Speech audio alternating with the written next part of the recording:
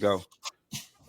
What's going on, family? You're tuned in to Real Labs Real Radio 104.1, your nightcap of comedy. My name is Ken Miller in the big chair tonight. Thank you guys so much for tuning in. It is Wednesday night, brand new shows all week, and we got the whole crew in the building, except for Kaufman. He's not here. Kaufman is out in Vegas running a 5K.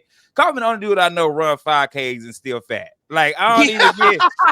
Like, he the only dude I know out there like running, but he's still a big dude. He running a 5K eating 2 hot dogs. like, you know how in the 5K they hand you water? Yeah. They hand him the glizzy. Yeah, glizzy. Well, I'm joined in virtual studio with my comedy brothers. I'm gonna start off with my dude who kicked it off with me yesterday. Me and Miguel had a good time. We had the parents went around, so me and Miguel was talking about everything from rap music to being almost kidnapped as kids and selling dope. Man, my boy Miguel Callens Jr. What's up, my brother? What's up, Ken? Man, we got a full house today. I'm happy to be on the show, man. Yeah. And that other voice we got in the house, man, whose new gamer tag, James the Unemployed. There you go. James just got back, man. James just got back from Springfield, Illinois, doing one of my favorite clubs. James is at Donnie B's, man. James, how was Donnie's, bro? Bro, first off, I gotta say, good to be here with all y'all tonight, man. Love you. You know, y'all my brothers. But bro, there's something to be said about doing comedy in the Midwest. Yeah. It ain't like no other place. When you do a show there, they are so appreciative that you are there doing comedy, because it's not like here in Florida where we got entertainment year round. I realized up north, their comedy season is actually during the winter because everything shuts down. All their entertainment, there's no outside venues open. So comedy is what they do in the wintertime, and it's a big deal. Like when they go to the show, it's a big deal for them. So, bro, they made me feel like a superstar. And you know they really were happy about comedy. Did you do 4? No, I did 2.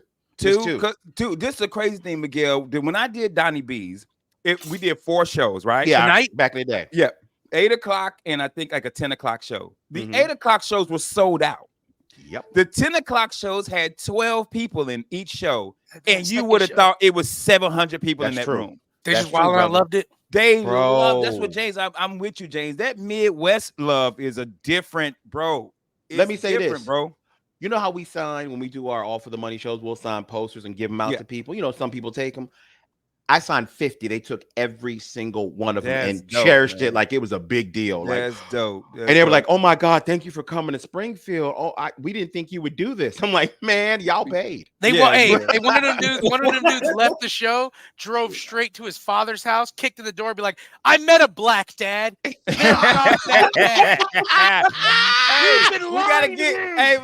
gotta get to our guests because we'll be running with it. We got a guest here. This Friday, March the 1st. My man will be at the Funny Fridays, the side stage at the Funny Bone. One of my young brothers of comedy, Hannibal Callens, is in the house. Hannibal, what's up, brother?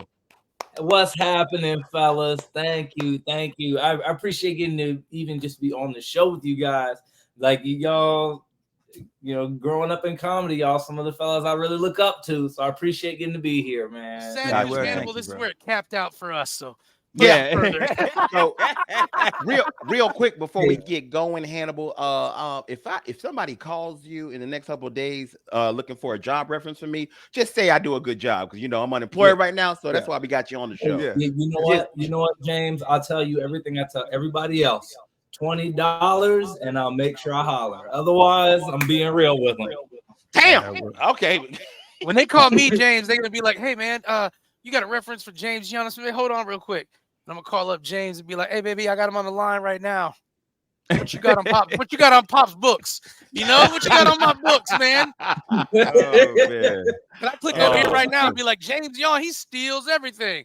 Be like, "James Young gave me one of his kidneys. That was my secret Santa. He knew my kidney was going, and then I opened it before I knew. He said he smelled my pee in the bathroom. He said, "I smelled your pee in the bathroom stall." Here you go, baby boy. It's like you might need some prayer. Yeah. All I've ever wanted for Christmas. Hannibal, we got to know your origin story, man. How long have you been doing comedy? Where did you start, and how was your first ever show? So, I actually started doing comedy. Very first time was my junior year of high school. I did it at a talent show. And even though at that point I had done theater all through high school, I ended up like with my legs shaking, which was crazy. I was like, give me your origin story, bro. I started doing comedy like the very first time I got on stage was my junior year of high school. They were doing a talent show, and I remember I bought this itty bitty notebook for it too. But even though I had like done theater all through high school up to that point, I still got on stage and my legs was shaking, and I couldn't believe it. It was Mom spaghetti, right? But the thing is, and it's funny too because it's my high school. So of course, I got a bunch of love and a lot of respect for it. The first time I actually ever did comedy, and then I was going to do it my senior year, they did not do a talent show. I couldn't believe it. You shut it down. You got all the funny out, baby. They're like, we don't need to do it again. That's it. Hannibal won, y'all. We can't risk him getting all these white girls again. We have to. Oh, there you go. No, all the white parents wrote letters. Yeah. No, get him out of here. No. So you tried it in high school, and then did you continue to do it, or did you stop and then went to like a mic or something? So pretty much, I only did it once in high school, and in fact, I think I wasn't really planning on doing it like again after that. But then once I started driving, my dad's girlfriend at the time was really close to me.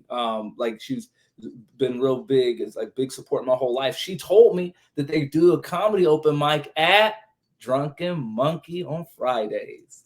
So then this was, and now I realize I can't remember. It might have been 2013, like the end of 13 or January of 2014. But I went to Drunken Monkey one Friday just to check it out. I went to Drunken Monkey a second Friday, I think to check it out again, but then I think it got good to me. At that time, Ross Martin was hosting, and then once I started, I was pretty much consistent. I only would stop going if it came down to like it, because back then I was still, once I was in college, I was doing theater shows and stuff. So I was like doing theater up until a certain point where I got busy. I was the president of the African American Culture Society in Valencia. And there you go. And and so I once I stared doing that, I was like, Valencia counts as a HBCU, so yeah, say it with pride. Yeah. or a Hindu Indian college. It just depends. Right. Man, this dude said Valencia counts as an HBCU, bro. Tell me it don't. James, I've been trying to tell him. I've been trying to tell the NAACP, please put me on. Bro, we there. Hey, I would say Strayer too, because the spokesperson for Strayer is Queen Latifah. That's funny. I went to an HBCU. United States Army. Yeah, that too.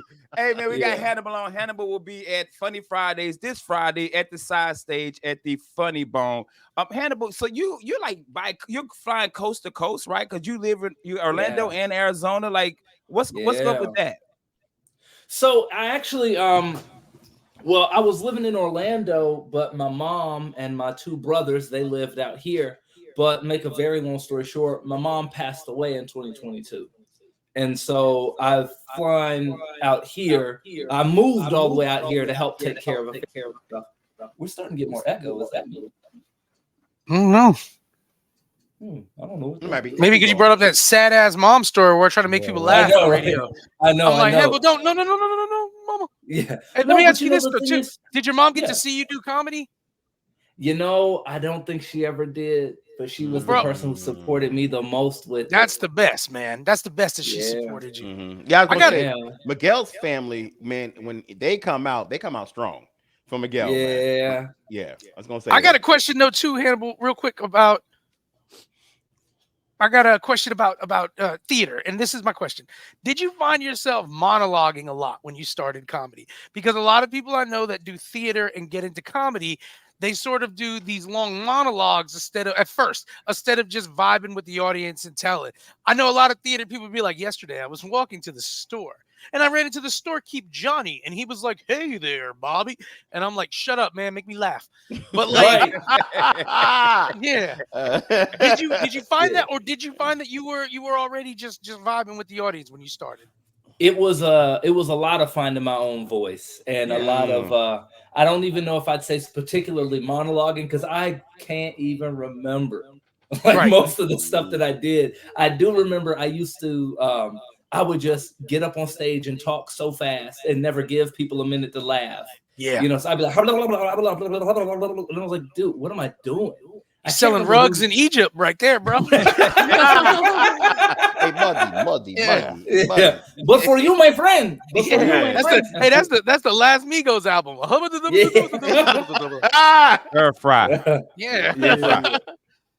Yeah. But I was gonna say, you could definitely tell that you came from a theater background. Yeah, you can tell a lot when you first started. You had great stage presence, meaning if you guys don't know comedy, how you act and move on stage with confidence and with its deliberate actions. You had that already, man. That's the leg up on the game. Ones? To be honest. I appreciate that. You know, and it brings up something really important because it's like I think probably the most important piece of information I ever got was I had Ken, Genesis, and I think it was Will Mills all told me that I move like an actor on stage, and I couldn't figure out what that was. And I took offense to that. I was like, man, which one of these cars is Ken's? I'm slashing those tires. But then I realized, like, I love telling this story because the minute I figured it out, I was in a play for the Fringe Festival, and when we were getting notes, I noticed one of my co-stars, she was talking and moving on every single word that she said. And we're not even acting. We're just literally sitting here getting notes about move here. And I was like, and I literally was like, oh my God, wait a minute. Is that what I'm doing? Am I doing that? And that's what you were doing. And the next day he showed up to Ken's house. He was like changing his tires. Like, I'll use some tires, player. Hey, man. Hey. We got like 2 minutes left. You said something before the break, before we came on, that you were doing the World Series of Comedy out in Vegas. Yes. So I've gone to the World Series of Comedy. I've competed 3 years in a row. I went 21, 22, and 23. And this year, last year, I got to say it, I was top 14 out of 101 comics that competed in the main event. Thank you. It's my greatest achievement so far, next to the fact that this year I'm one of the newest hosts for the World Series. So I'm traveling all over the country. Thank you. I got and it's been super big. I tell you, the World Series, this is the shirt from last year, but it's the best thing I ever did for my comedy career, being a part of it. Nice. And so now I'm traveling around the country, working at clubs all over. In a couple weeks, I'm going to Sacramento with them. I'm actually coming to Orlando this week, not with the festival because I got 3 shows, including the one on Friday. But I'm going to Sacramento. I'm going to Atlanta. I'm going to Sarasota for 2 separate weeks, Plano, Texas, House of Comedy in Phoenix. And then I know the festival's going to a bunch of other cities, and I'm hosting for a lot of them. And it's really, nice. I'm excited to get back. I'm in a House of Comedy in Phoenix. That's a cool room. It's the nicest club I've been in, hands down. I thought Obama was gonna walk up when I was in there. Damn. Hey, when you do Sarasota, I'm assuming it's McCurdy's. Yes, sir. Get that connect. Yes. Just listen to what I'm saying. Get that connect, because that's one of them A rooms. That's one of them slept on A rooms, bro. This Friday, at the Funny Bone Side stage, we got Hannibal Callens gonna be there. Man, thank you so much, Hannibal. Hannibal, you got 30 seconds, brother. Tell them, give me your social media and all that good stuff. You guys can find me everywhere with just my name, Hannibal Callens. Instagram like that, TikTok like that, YouTube like that. You can find me absolutely everywhere. You definitely follow me everywhere. I'm starting to do more with my comedy. I'm going on my first tour with the festival and booking my own shows too. Nice. And I'm going to be posting stuff about things I've learned through comedy, techniques I've learned to help everybody else get just half as good as me too. So thank you. There you go. Well, thank you, man. Hannibal, be good. We got to take a commercial break. We'll be right back. Real Laughs, Real Radio 104.1. Real Laughs, Real Radio 104.1, your nightcap of comedy. My name is Ken Miller in the big chair tonight. Guys, do me a favor. Go out to the social medias and follow us. We'll truly appreciate that. Go to YouTube and subscribe. I've been putting all our shows up so you can see these beautiful ass faces. And if you riding in your car or you sitting at work, you're like, man, I ain't got nothing to listen to. Take your ass over to iHeart, Search Real Last and listen to all the podcasts and format, the shows in podcast format for the past 7 years. Start at like 2021. After that, don't listen to nothing Devin was on. Start everything after COVID. Post COVID is when we was killing. Post-COVID, son. And the last 2 years, we really been Pow, pow, pow, pow, so bang. like really, like seriously, man. Me and Miguel was talking about this yesterday, James. People in the inbox, somebody told me the other day at a show, take your ass to bed. That's funny. You know what I That's mean? Like, funny. Yeah. And we joke about only 4 or 5 people listen to us. We joke about it, but it's crazy that people who, because I listen to the radio when I'm driving to work. You know what I mean? Like, but other than that, I don't listen to the radio. So you got to think right now, we got police officers, we got people who are working, in the kitchen, people driving home, we got people listening to us, and it's kind of dope. Truckers, you know what I mean? If you get paid an extra hour to work the night shift, you know us. Yeah, you know us. You know us, and we gonna keep you up. Yeah, like James said, man, we are your nightcap of comedy, and we're gonna have you laughing all night. Shout out to Hannibal, who was just on with his terrible ass audio. But he will be at the side stage this Friday at the Funny Bone at 7:30. Free show. Make sure you go check it out. Hey, real talk though, I am very happy for Hannibal, man. I'm happy because he worked at it. He really, really did. And that dude was working all kinds of jobs at the same time. And I'm glad he told me, because James, I stopped giving advice. I think I was telling my wife about this the other day. I stopped giving advice because people take it to heart. And now I finally realized he took it to heart, because I told him, I said, bro, when you're on stage, you're like, he battle rapping. Yeah. You know what I'm saying? Like I said, you too much of an actor on stage, because when he told me he had a theater background, I was like, oh, that makes sense. The theater, I think a lot of people don't understand that theater background is not a bad thing or not. What it kind of reminds me of is when you're watching an MMA fight and they're like talking about somebody and they're like, oh, he comes from a karate background. They're all like, that ain't it. Because what happens with theater kids, and they all grow up to be as good as they want to be, and it's talent and hard work that gets you anywhere. But every theater kid that comes into comedy first, they're always like, let me tell you the story about Melvin, my mailman. And then they start doing voices. And I'm like, get to the joke, bro. Hump the stool. Let's laugh. Right? You know what I'm saying? So, shout out to Hannibal, man. And he is very funny, guys. So please go out there and support his show. He's a super funny kid, man. So James, you were in the Midwest. Love the Midwest. He was in the Midwest. I was here locally, and I just want to bring something up to you guys, and let me know if I'm being petty. If I'm being petty, I'll leave it alone. Do you get upset if somebody messes up your intro? Yes and no. Yes and no. Let me say this. I used to not care. But now with the social media game that we are forced to be in as comedians, and you need people to kind of hear what you're from, because it kind of makes them listen a little bit more. I do care if you get it right, but I'm not going to be a dick about it. I'm not going to wild out on the MC. I'm not going to do that unless you just butcher it because you just don't give a F. You know what I mean? Yeah. But I'm starting to care more than I used to. I'll say that. But I don't flip out, though. I'm like, I'll just roll with it. This is why I care. I'm like, 2 jobs, MC. Turn this crowd into an audience and introduce the comics. True. Now, I've forgotten people's names and flubbed and messed up on stage. That's going to happen, man. Unfortunately, when you're new to comedy, especially because we talk technicals of comedy. I don't want to bore anybody, but in Florida, a lot of times the host of a comedy show is the least experienced comedian, and that's because a lot of places it shouldn't be. It shouldn't be. The way it should be is the host of a comic show should be somebody who should be headlining next month. It should really be, you host this month, you bring in the headliner, they get to see a little bit of your comedy, and guess what? I'll be back next month to be the headliner or something, because the host of a comedy show should have a level of experience to control anything that happens. But a Florida standard in some other places is using cheap labor, and basically they give a host spot to somebody for very cheap and hope they can maintain a show. So I do give some forgiveness on that, because most hosts, they're like, man, this is my 3rd time hosting, or this. When I used to run a room called Kiwis, I had David Jolly as my host, because David Jolly was an incredible host. He could rock the room. Basically, he was ready to be a feature at that time, and he wasn't getting spots. I like using hosts that are better than the feature act or the middlers or anything so that I can control this room. So I forgive that a lot. But when the host mess things up because they don't care, I won't have that. Before I move on with this question, first of all, you just said somebody I gotta show love. Shout out to David Jolly.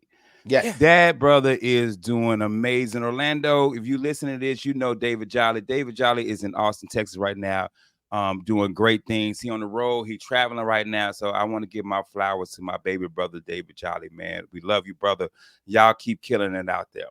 But so I got to tell my story. Now, I've always had cats that I take on the road with me, right? It started off with Preacher and Justin, Akeem. And then when they left, I was trying to find some other cats. So now I got Dwayne Williams and Chris Alexander, right? I think they've been rolling with me now for like 3 years, James. They've been with you. Yeah, they've been with you for a minute, bro. About 3 years after COVID. This my intro. I'm from Greensboro, North Carolina. Winner of Florida's Funniest, winner Steve Harvey Spotlight. This dude, Chris, never gets an intro. He just like, hey, come Ken Miller. So the other night, we had Madcaps and the Palm Coast. I said, Chris, you gonna, man, I just be nervous. I just forget, man, you good. I said, actually, I'm not. I said, I'm not. I said, because if it was anybody else, you would really go through trying to memorize their. I said, but because I'm your friend and we homeboys, to you it's like, man, it's Ken. Mm-hmm. Yeah. So I had a comic one time do a guest spot and was like, and start selling merch. And I was just like, dog, you ain't even go. I didn't even care. They didn't even ask. They were just like, man, you the homie. I'm like, but still gotta ask, bro. Like, and so now I'm at that point where my question is, do I fire him or do I kill him? Like, which one do I do? Oh wow. Okay, we damn. Okay, you probably gotta kill him because if you fire him, he'll just get hired by somebody else. Yeah, and mess up your intro, James. Yeah, so you gotta go. No. I understand what you mean because we're to the point now where we've gotten accolades. We've gotten certain things that we've achieved. That's great for your intro. It works for your intro. Like you said, though, what happens is we try to help out a lot of folks and they get comfortable. And sometimes when you're comfortable, you don't handle your business the way you probably should. That's why they're like, oh, you the homie, Ken. That's true. I'm your homie. Yeah. But please show me the same courtesy and respect you would give any other comedian that you be working with that's not me. Dog, this dude hosted for Tommy Davidson and remember everything. He read Tommy Davidson Wikipedia. He was like, and coming to the stage, man, I think it's Ken. Wow. It might be Ken Miller. I don't know who it is. It's gonna be there. Hey, y'all know that one N-word, right? Yeah. Coming to the stage. Yeah, he used to work at Nextel.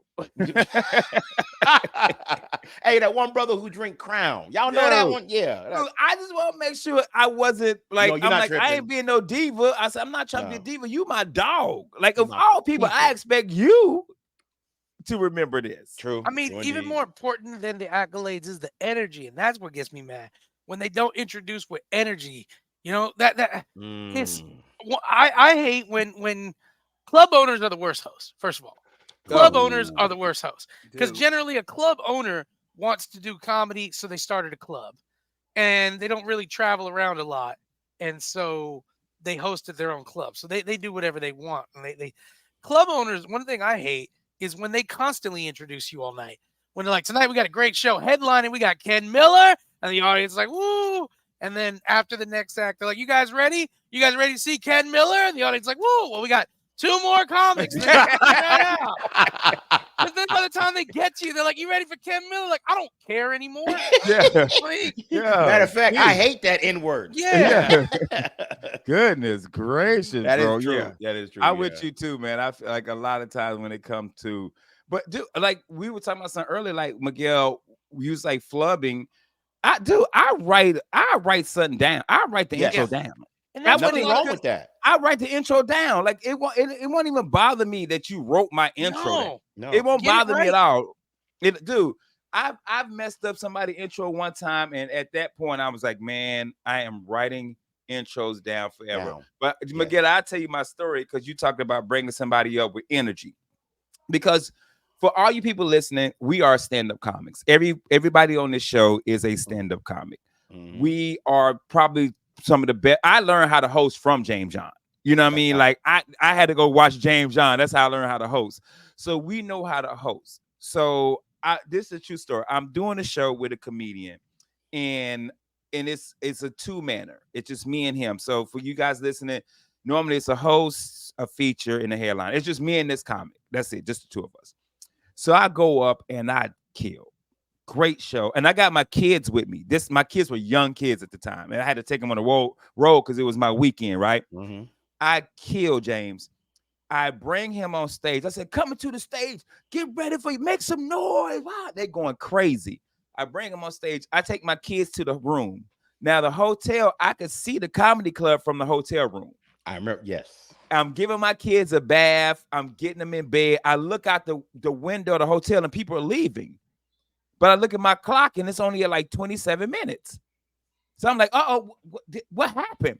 Did the headliner down? Like, I'm thinking of all the bad. No, something bad happened. Yeah. So I tell my kids, I says, hey, don't open this door for nobody. Don't look at nobody. Talking about this yesterday. Don't talk about this yesterday. Don't open the door. Don't do nothing. I run downstairs. Everybody's leaving. The headliner's off stage. I get back on stage. The lady that booked it was a Groucho's. The lady that booked says, can you please do like 20 more minutes? I says, bet, because I only did like 25 up front. Yeah. So I do the extra little 10 minutes that I got, because I'm a new comic. I only got like 30, 35.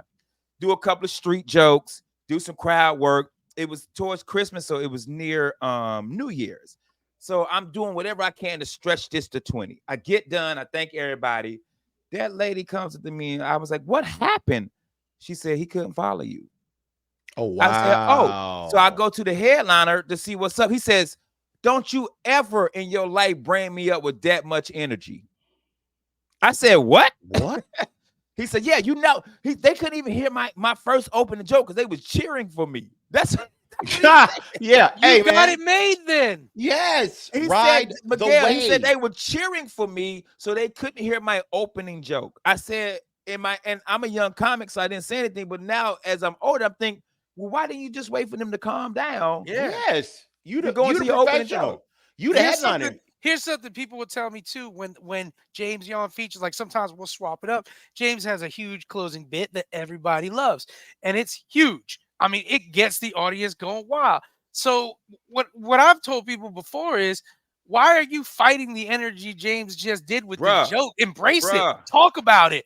Make it part, because all you got to do is keep that energy going and you got them. That's and to let people kind of know, to the audience, something about us, the level of comic that we're at right now in our career, and this is how I look at it. We're like sparring partners for big comics. The big comics, sometimes ask straight up, bring them in. I want this guy. I want Ken. Yeah. I want James, because they know us, even if the world doesn't know us, and they want us for the energy. They're like, oh no, I want Ken Miller to open for me. He's gonna be great. I know that kid. He's gonna kill it, and then I'm gonna own this show. So the guys who are super successful and big who use us is because they're like, oh, this is great. He's gonna have great energy, and now the crowd's gonna be ready for me because they wanted to see me. Mm-hmm. Yeah, and that's facts, man. But we gotta take a commercial break. When we come back, I got to talk about somebody that's retiring, that's breaking my heart. But at the same time, I didn't know they were still doing the job. That's funny.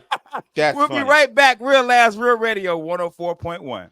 Real Labs, Real Radio 104.1, your nightcap of comedy. My name is Ken Miller in the Big Chat Tonight. Guys, make sure you got the Instagram, Facebook, Twitter, follow us. Go to YouTube and subscribe. And if you want to hear us in the podcast format, go to iHeart, search Real Labs, and you can hear us in podcast format. Right before we went to break, I want to talk about somebody who is retiring that I thought was retired. I thought he was retired. Okay. So apparently Sting is about to wrestle his last match. And I didn't even know Sting was still wrestling. He's got to be 70 something. How old is Sting? Dude, I might have to Google that. Ric Flair just turned 75. So Sting's got to be 60 something. So Sting is now AEW, and he's they're supposed to release his 60. Who? 64. Jesus. 64 years old. Well, he's 1 year away from official retirement, so I guess. Yeah. He's wrestling for the AARP belt. I guess so. Hey, Sting is RP, bro, retiring. that's funny. And I couldn't find a meme. I was trying to find a meme, but they showed Sting's opponent for every last like WCW and A like every last one. And my thing is this: my question to you guys: who is somebody that when they retired, it broke your heart? Michael Jordan. I didn't when Michael Jordan retired because the first retirement I was like, no. The second retirement I was like, get on out of here, buddy. No, Get on out. I'm talking about not the in a first bad one. way. I'm talking about the first one. The first The time. first one I didn't understand because I was like, yo, you still fire. Yeah, you know? that's why. That when I saw Michael Jordan retire, he was the best player, period. Like there was nobody close to Michael Jordan when we saw him play. Like I think that's the difference in basketball today. There's people that are specialists. Michael was an all-around player that just could do anything and everything he wanted to do. So to me, he was a superhero. So that would be like, hey man, Spider-Man, he said he done. What? You know what I mean? Like, who's gonna take care of New York? You think Spider-Man retires and like Kingpin shows up to the party? Like, ain't never gonna be the same without you, baby. Key player, yeah, like, yeah. My dude. There's like a picture with him and Vulture, and they're like, yo, remember that time I had MJ? I was gonna throw her into that building, but you had that black suit. You scared the hell out of all of us. I'm wilding in that black suit. I'm wilding in that black suit. Hey, Kingpin's like, hey man, I don't see color. Hey, you went black. Hey, where Miguel O'Hara? He from the future. He gonna murder people. He gonna murder people. The little black Puerto Rican kid's cool, but Miguel O'Hara, he gonna murder people. Murder people, yeah, he crazy. You wildin'. Hey, do a bump, baby. You out. Come on, man. I got this from Earth 66-9, baby. This is the Earth where Pablo Escobar became president. This is the fire. This right here. I call this the Mind Stone because you gonna get stoned out your mind. That's funny, bro. That's hilarious, bro. Oh my goodness. Yeah. So when Michael Jordan retired, I was like, dang. I'm gonna give you one that broke my heart, but one that it was super unexpected. When I say broke my heart, Magic Johnson. Yeah, because of the whole retired because of his health. Turns out he's healthier than all of us. Thing. And he was like, give me some of that AIDS, Magic. I know, right? I'll take a tablespoon of Magic Johnson's blood right now, own Sony theaters, and just be in the best shape of my life. Yeah. I let his son's blood pass, though. Bro, this dude Magic getting big. Everybody with AIDS getting smaller and smaller. Magic can play on the offensive line right now. Yeah. Yeah, that's how big Magic is. But Magic was the one that broke my heart because I'm a Lakers fan. And he still had about 3 or 4 more years he could have played. And it was sad because also, bro, at that point, AIDS was a death sentence in our mind. Yeah, you was gonna die. Like at that point, we were like, Easy just died, right? Yeah, Easy had died, man.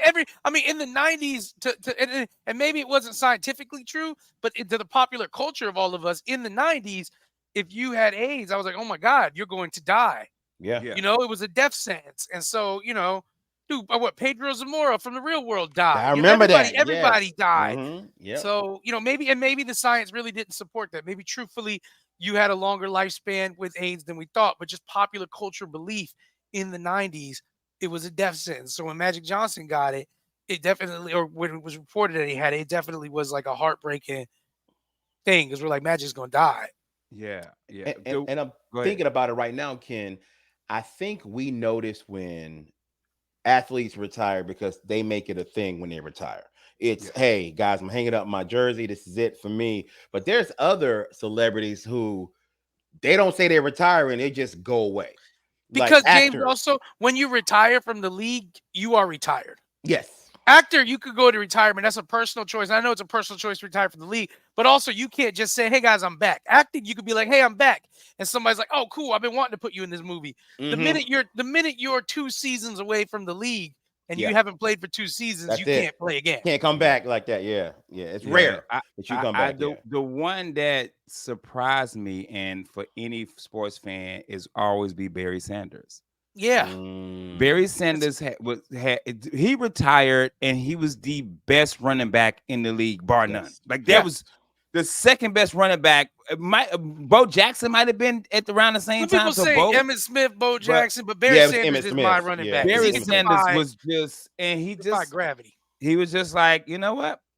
I'm done. When he retired, I'll say this: that ended an era when guys would stay with a team because they feel like they should be loyal. That's over with. Yeah. Yeah, That's done. because Like they had that's a point where they went to shout out to Detroit this year. They went to like a NFC championship game. yes. And they hadn't been back since Barry Sanders. Yeah. This year they went, but they hadn't been back since Barry Sanders. So what was crazy was when Barry retired, the fans were like threatening his family. Wow. They were like, "What? Yeah, bro, fans are crazy, bro. Yeah, fans are wild. They were threatening his family. Nobody's doing that. Like if I got fired, nobody cares. Like yeah. Oh, no, that ain't true, James. Because I boycotted Afro. That ain't true. There you go, man. Only person I boycotted the whole country of Senegal. Yeah, I ain't going. I got on the phone and I said, "No more aid to them." Yeah, let the warlords have their fun. Miguel returned 2 of his AKs. Man. I hit them up today. He had to use the AK. I called him up. I said, "First, you do what y'all did to Magic Johnson, and now you did this to James Yon Africa. We're done. We're breaking up." Yeah. Hey, James. So who was like you said? People who surprisingly, who was somebody who like surprisingly like retired and we just didn't want to know, because most, like you said, most basketball players like Michael Jordan last year, he did the whole thing. Dwayne Wade did. I feel like Kobe did the whole retirement thing. Yeah, I feel like LeBron's gonna do the whole retirement thing. So he is. Who is it you think that who did it? There's an actress that we all knew in the 90s. She was in a bunch of different movies with Jet Li. She played movies with what's the one single white female. Look up Bridget Fonda. Do you remember Bridget Fonda? Yeah, I remember Bridget Fonda. Look her up when we get done doing this show. It will shock you. She just went away. Been doing acting for a while. Yeah. Nothing. She stopped. She completely stopped and just I'm done. But no one knew. I have a question too with like wrestlers, man. I don't really. It seems like none of them fully retire because they come back for something. They never retire, bro. They never retire, bro. They always come back. Like Hulk Hogan will still come back and do something every now and again. Yeah. The Rock, I don't know how The Rock is. He keeps coming back now. You know, it'll be. But the thing is, wrestlers, when they do it, it's a big deal.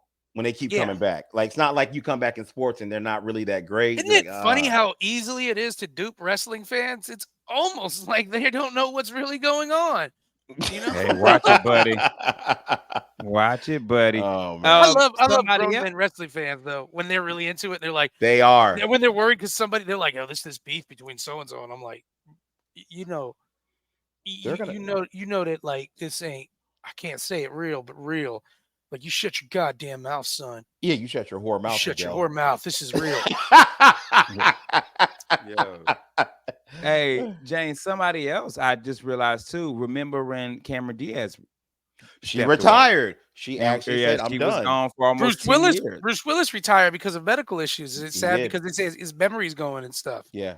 But you're right about Cameron Diaz as well. Yep, she said. But I feel like athletes make it a bigger deal because it's a real deal. Retirement, you're done.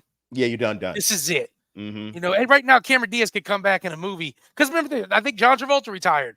He did, and then he came back with Pulp Fiction. Yep. When actors retire, a lot of times is nobody wants to hire them. Yep. When athletes retire, a lot of times like, what, man? Somebody wants you. You know, somebody still wants you. You can get somebody 15 points. Yeah. You know what I mean? Exactly. Like, yeah. You can get somebody 15. But you think about a Kobe, God rest his soul.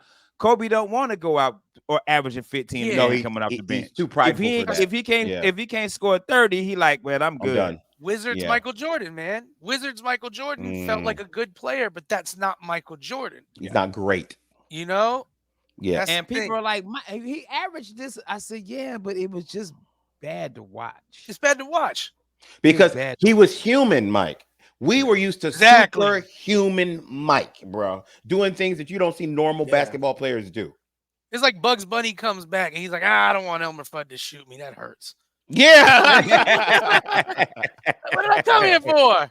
Yeah. Crazy. That's fact. I was looking it up. I need to know what was Jordan final stats his last season year. Let's see. So 2001. That's wild. That's so Jordan. wild. It is wild. Wait, what? They say, in 2001 when Jordan averaged 30 points a game. Yes. It's still valuable. You just that's why when we have the argument about who's the best, I'm like, bro, This dude went from playing above the rim and just started shooting and still averaged 30 points a game. What? Come on, man. One of my best arguments about Jordan being the best is the Michael Jordan we consider whack was better than half the players out now. Bro. The Michael Jordan we're like, yeah, man, he don't got. It's like Jay-Z. A whack Jay-Z album still more fire than anyone's album. Pretty much, bro. I stand by it, bro. So yeah. Imagine he that. Even had the better Space Jam. Let's just be real, bro. Oh yeah. Black community, we got together delegation, and we don't admit that movie exists. Part 2 at all. Yo, bro, we could do a Space Jam and put it on Tubi, and it'll be better than LeBron Space Jam. Black people would rather watch Birth of a Nation than the new Space Jam. Damn. Google it, listeners. But half of the listeners are like, that's a good movie. That's a good movie. Right? A couple good points in there. They had some points. They had some points there. Good points in that one. Oh, all the morning listeners to Real Radio are like, yeah, the movie had some points. Now you got me thinking, Ken, like who else retires and we care? Like from the limelight. Superintendent of schools. You was like, oh no. Yeah. All right, my bad. I was looking at Jordan's career. So his first year with the Wizards was 22 points a game, almost 23. And then his last year was 20 points even a game. And his career average is 30.1 a game. Wow. Yeah. But speaking of retiring, we got to retire this show. So good segue. We got about a minute left. James, where you at this weekend? Man, I don't got any shows this weekend. I am currently the unemployed. So if y'all need me to come by, like deliver some McDonald's, cut your hedges, help you clean out a shed, hit me up. You know where I'm at, bro. You know where I be. Miguel, what you got this weekend? I'm in Dallas, Fort Worth at Co Wetzel's Riot Room. I'll be there this whole weekend. Nice. I have nothing this weekend as well, but I may swing over Friday to Funny Fridays to check out Hannibal. If you're listening, go check out Hannibal Callens this Friday at the side stage at the Funny Bone. It is a complimentary show. You can just walk up in there and sit down. Very funny brother. And real quick. Yeah, I was gonna say, hey man, if y'all ain't busy on Saturday, go check out our brother Will Mills. He's at the corner for Bonkers downtown Orlando. Yeah, and I was gonna say the same thing. Saturday, I ain't doing nothing. I might swing by the corner. Go there and see Will. Might go see Will Mills. So if we ain't performing this weekend locally, so go check out Hannibal at the Funny Bone side stage, and then Will Mills at the corner this weekend. I'm gonna try to go see both of those shows, man. But we got to get up out of here. Shout out to Jeff Kaufman, who's out in Vegas running the 5K, eating the glizzies instead of drinking water. I'm Ken Miller. That's Miguel. That's James. James, the unemployed. Tell him what to do. Take your ass to bed. Good night.